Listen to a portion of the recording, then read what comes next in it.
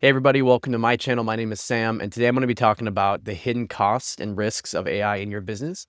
Why you should listen to me. I am a lead AI engineer by trade. I have worked for enterprise spanning from legal, technology, all the way to healthcare AI. I have hand-drawn LLM blind inference architectures that have been third-party penetration tested and received A+ ratings, notably most by Google Manion. And so I live and breathe this stuff every day. I started this channel because there's a lot of hype. I think there's a lot of companies out there who are trying to sell their solution. And I just personally don't feel that businesses that are not in technology are properly equipped to kind of, I would say, see through the clutter and see through the hype. And so today I want to talk about the realities of integrating AI into your business and some of the large pitfalls to avoid. So the first large pitfall to avoid when it comes to integrating AI into your business is what I call keeping up with the Joneses. We all know the phrase as it pertains to the suburbs, but the same thing happens in business as well. Businesses think that they're going to fall extremely behind if they don't adopt the latest and greatest artificial intelligence technology, and the companies that do are just going to wipe the floor with them and they're going to win in every way. And I'm here to tell you that I think that is completely false. And I don't really foresee companies in non-technical verticals really having that much greater of an edge over companies that have a lot of money invested in AI. The main reason being is that most non-technical companies who implement AI have no idea how to properly evaluate and guardrail it. They kind of lean on whoever they purchased it from. That's usually a third-party solution like a software as a service or even a vendor. And so it's pretty much a black box. And so you have really no way to track true ownership, to understand failure rates, to understand grounded scores, completion, relevancy, all the different things that we do every day when we're building these generative AI solutions from the ground up. All of these things that may not pertain to your business specifically, and you probably don't want to have to pay up to hire a generative AI technical staff to be able to do it for you. So I would say just because your competitor is implementing AI, it doesn't mean that they're just immediately going to hit this exponential curve of growth and just leave you in the dust. I would actually probably position the opposite, that being a late adopter to the technology might actually serve you best. Or if you do adopt it, you adopt it in very, very, very small increments so that you can properly track and monitor if it's actually driving an impact into your business. The second main reason why I don't think you need to chase the AI hype in your business is because of cost. So in the enterprise world, when we are building these generative AI solutions from scratch, what we're really doing is we're tapping into a lot of the inference straight from the source. And so we are not having to go through some other third-party provider that is not only having to pay for the tokens and the inference cost from Anthropic or OpenAI or Google or Grok or whoever the inference provider is, and incurring a markup on top of that. So let me paint this picture for you. It'd be the same as if you run your business and it's a service-based manufacturing business and you own the entire supply chain end to end, you're probably going to be able to keep your cost a lot lower as opposed to outsourcing something and having to incur the markup. So the same philosophy is with AI as well. If you're having to buy a third-party solution, you are going to incur the markup that company is going to offload to you. And so cost is going to be a lot harder to manage because it's just naturally going to be more expensive. In my agency specifically, I've helped businesses be able to replicate a third-party SaaS solution with AI that they were paying $2,000 a month for. I was able to, just by building it custom and tapping right into the inference from the cloud provider, I was able to drop that down to, I think it was around $45 to $50 a month.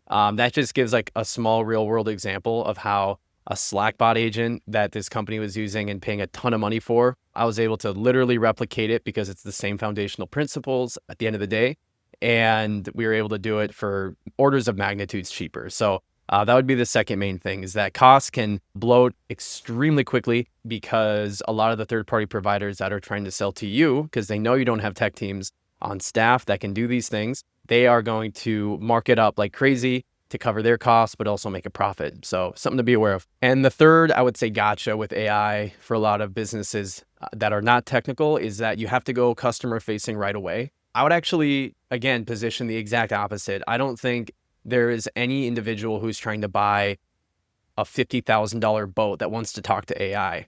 I think they want to talk to a human. I do think there is something inherently annoying having to talk to a bot. And I don't really think that's going to change. I think we're going to, for a very long time at least, be able to understand and notice the difference. So if I were you, I would not be concerned about, oh, how can I get an AI to interface with my agent or to interface with my customer? In addition to that, there's a lot of solutions out there that are kind of saying, hey, we will fill all of your lead gaps. We'll be able to outreach 24/7, so on and so forth. I would say that while that could be effective, I would really like to see the hard data on customer satisfaction, because I know there is data on how AI definitely does help reduce the time of first contact. So let's say an example, it's 9 p.m. You run a brick and mortar and a customer reaches out to your website and none of your sales reps are in or no one's there to answer the call or the chat. And so the AI picks it up after hours. That definitely improves that one statistic of time to outreach. But that doesn't necessarily mean that the experience is really good. And so I feel like a lot of businesses right now are over indexing for the time it takes to talk to a customer. I personally, and this is anecdotal, I would much rather wait and have a human call me when I'm about to maybe talk about buying a car or something really important. And so I feel like a lot of businesses are over indexing on that concern. I feel like customers are not knocking down doors to be able to talk to an AI agent representing your business. And I think that's a really important reality to really surface, because there are so many edge cases that can go wrong with a customer facing agent. You have to make sure that a lot of your upstream data is very pristine. You have to make sure that how you're ingesting that data has no cracks. You have to monitor if there are cracks. If no one's there to own that, and you just kind of bought this solution third party from somebody else, then you could exponentially be giving your customers polluted data and information that actually gives them a worse experience. Imagine that a customer reaches out about a used vehicle. The agent doesn't have an updated source. Maybe it didn't receive the webhook. Maybe the upstream data was stale. It didn't have some sort of overlay or migration take place. And so now that customer gets told that vehicle is available. That's just like one small thing that can happen. So like there are so many small little details that a lot of business owners have no idea. They're just kind of sold like the perfect end state. But when it actually gets implemented into their business, the cost actually outweighs the impact. So that's why I would say my third point is don't just shoehorn AI into customer-facing mediums for your business. All right, the fourth and final gotcha for AI in your business that nobody is going to tell you is don't use AI to try to boost your revenue. If you're new to the space, if you feel like you just got to jump on the bandwagon because if you don't have technical staff, if you're just totally reliant on some subscription that you're buying that somebody sold you online, I would say don't use AI to boost your revenue. Instead, focus on how to use AI to reduce your cost. That alleviates a lot of risk surfaces that are customer facing and brand representing, as opposed to you go to your back office and say, what is inefficient about how we operate as a company and as a business?